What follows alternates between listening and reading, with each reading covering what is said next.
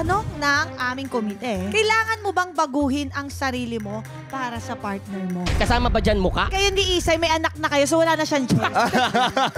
Gabi-gabi, gumigimik ako. Ginajika. Oo, talagang hindi na ako umuwi sa bahay. Lumaki yung ulo ko. Yumabang ako. Then eventually dumating si Bianca. Wala kasing makakapagbago sa akin. Medyo basagulera kasi ako dati. Malaki yung pagbabago ni Ruru. Kahit nga gumano ko, Ruru, tingnan mo, Ruru. Oo, di na siya tumitingin. Si Bianca na yung nagsasabi. Yung kanya. Para sabihin niya, oh, bet mo yan, no? Kahit hindi ko sinasabi.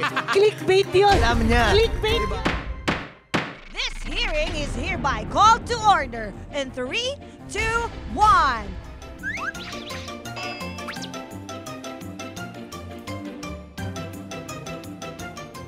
Lahat papatulan! Walang mahatulan! Your Honor! Available on ULOL YouTube channel, Spotify, and Apple Podcast. Subscribe now! Teka lang, parang ang lakas maka-ostrich itong mic ko.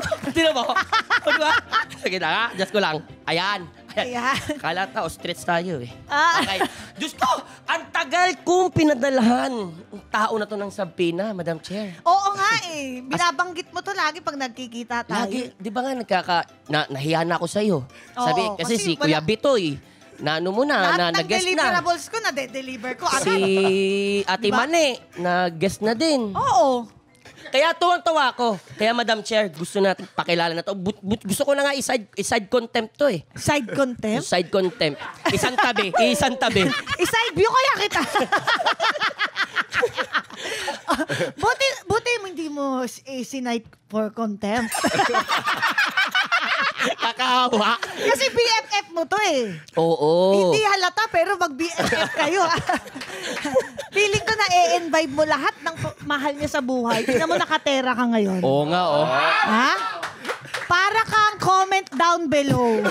Bakit? Redundant. Happy? Brown. I love brown. Happy ka? Ayan na nga! Naku, baka magkabunyagan ng sikreto dito, ha? Exciting to.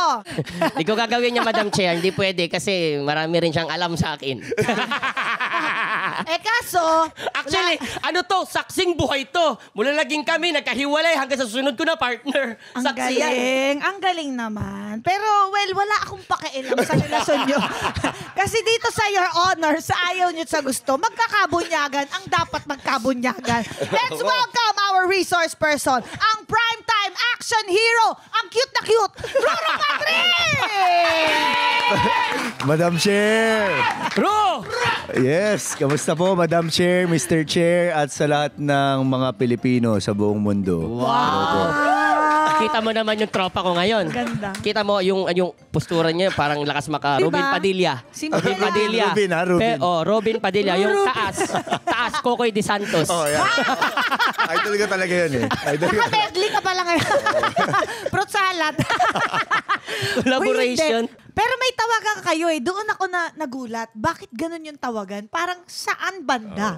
Anong tawagan nyo? B1, B2. Bakit? Kasi minsan, yung, kunyari, may naiisip ako. Oh. Alam niya yung naiisip ko. Kaya parang, Bito, naiisip ba yung naiisip ko? Ay, ang cute naman. Alam niya.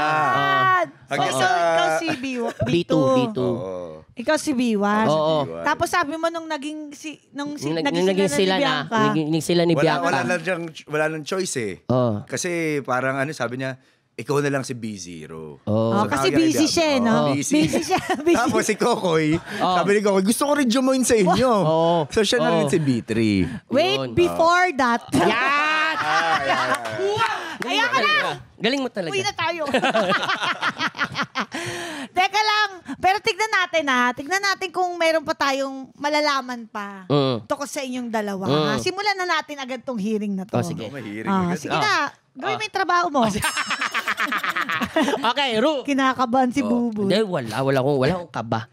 Ano ka ba? Open ako eh. Ano? Ru, pakiangat ang shades at manumpa ka, please.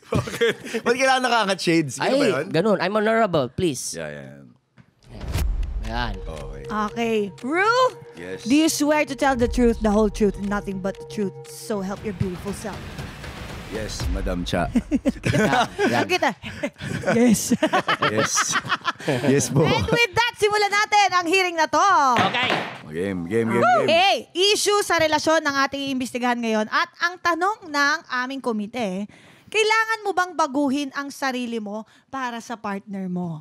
Uy, napakagandang topic ha. Oo. Yes. Teka, kasama ba dyan muka?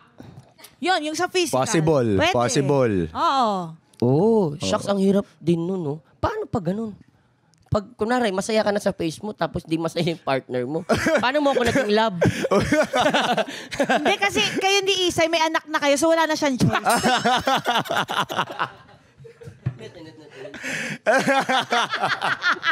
Hindi, joke lang yun. Ano Oo ka naman. ba? Cute ka naman, Buboy. Oo naman. Thank you, Cute ka naman. Alam ko naman. 500 naman. 600. Cute naman si Buboy, hindi. Grabe ka naman sa self mo. Yung mga physical, pwedeng yan. Kasama Yan, yung tama. katawan. Katawan. Gusto mong magparetoke ng face, Yes. ng katawan, para sa partner mo. Feeling mo may ganong need. At kung ikakaganda naman sa relasyon, Oo. di ba? Oo. Pwede. At kung hindi ka mapipinsala, Oo. 'di ba? Kung hindi makakaapekto sa sa lahat ng aspeto. Ikaw, Ru, Yes. boy, may binago ba kayo sa personality nyo? Umpisahan natin sa personality at sa ugali. Yan. Meron ba kayong binago in that aspect na para sa partner ninyo ngayon? Feeling ko normal yun pagka nasa relationship ka. Kasi nga syempre halos araw-araw magkasama kayo. May mga pagkakataon na may mga ginagawa siya na alam mong teka, parang okay din kung ganito rin sana yung yung ugali ko or ganito rin yung pakikitungo ko sa tao. So minsan natututunan niyo yun sa isa't isa. But may mga pagkakataon din naman na syempre dun mo lang maiintindihan pagka nasa relationship ka na. Like for Oo. example, before ako yung tipong hindi ako nag-iingat sa mga sinasabi ko. Very straightforward. Takles. Or para taklesa. And hindi ko naman sinasabi na mali yun. Parang feeling ko lang dahil nandito tayo sa gantong klaseng trabaho, parang minsan hindi siya pwede dahil madalas tayo nami-misinterpret ng mga tao. Yes. So, yung mga ganon tipo, natutunan ko yun kay Bianca. Baga na-tone down niya. Yes. And I think that's good. That's a good example. Yeah. Para doon sa positive side. Yes, diba? yes. Ito naman, sa mga hobbies, sa mga trip sa buhay. Kasi meron si Brad Pitt. Di ba makikita natin sa internet, yung parang evolution ng style niya. Oo. Makikita mo kung sino yung girlfriend niya at that time. Nagbabago Ganon din yung rin. style niya, yung vibe niya. Diba? Si Bianca talaga alam natin, very fashionista, ganyan. Kasi kung nakita namin, wow, naka-t-shirt lang siya, pero wow. Di ba? Yung factor. Yes, may ang lakas ng dating, you know? Ano ba, naka-influence ba siya sa'yo? Or sinasakyan mo din ba yung mga trip niya, Madam Chair. hobbies niya? Madam Chair, alam mo paano ko nasabi na Paano? Hindi, nasabi. Kasi na binago ni Bianca ang buhay niya. Oh. Nasa running man kami. Oh. Sinasabi niya, Tol, gusto ko maging maayos talaga yung karir ko. Yun ang sinasabi niya. Tol, nagsasabi kami, ako nga, ginagawa ko, ini-investan ko talaga sarili ko, which is true. Nagpapa-pictorial talaga siya kasi yun ang kailangan eh. Sa work. Tsaka Na dahil binubudol hindi niya siya ako. ganun, ha? Hindi niya iniisip yun. So sabi ko, dahil kay Bianca to, mas nakikita niya yung kung saan siya papunta. May mga lalaking ganun din naman, pero may mga babae kasi na gusto nila yung plakado, planchado, nag-iisip na agad ng Yeah. ahead. Pero ang tanong, gusto ba ni B din talaga yun? Hindi, actually- Si B ba nag-push sa'yo through fashion? Feeling ko, ever since, na talaga, parang mahilig talaga akong manamit. Yung parang stylean, ganyan. Pero feeling ko nga, dahil nga iba rin yung personality ni Bianca, mas laid back siya eh. Ako kasi extrovert ako eh, parang kahit kanino. So, game. even sa pananamit ko, mas loud dati, na parang gusto ko mas makulay, gusto ko mas, yung parang maximalist ba? Ganyan, Yes, diba? yes. Pero nung Gusto niya naging... neon green? No. Maganda Dati, naman. ganun mga Pag trip ikaw ko. ng neon green, parang neon. Boy, lang. Maganda sa'yo yan, Brown. Maganda. Brown. Para redundant. So yun nga, parang dahil nga mas siya, parang mas chill, ganyan. Kahit yung mga pananamit ko nag-iba, parang mas naging minimalist siya, mas Mas comfort, clean. mas ganyan, mas Crisp. malinis. Ganyan. Chris. Chris Bernal. Basta kumbaga parang mas aesthetic. Oo. So parang yun yung influence niya sa akin. Si Isay, ganyan din siya. Pagdating sa mga outfit din. Siya yung pinapano ko, anong kulay mo. Na-invite ko na din siya. So pag lalabas kami, kunan magsisimba kami, tinatanong ko, anong kulay mo?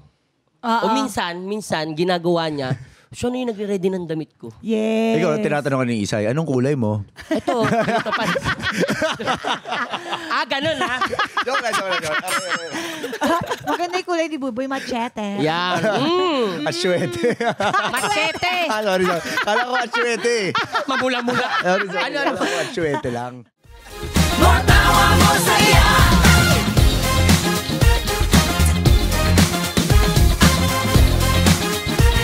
More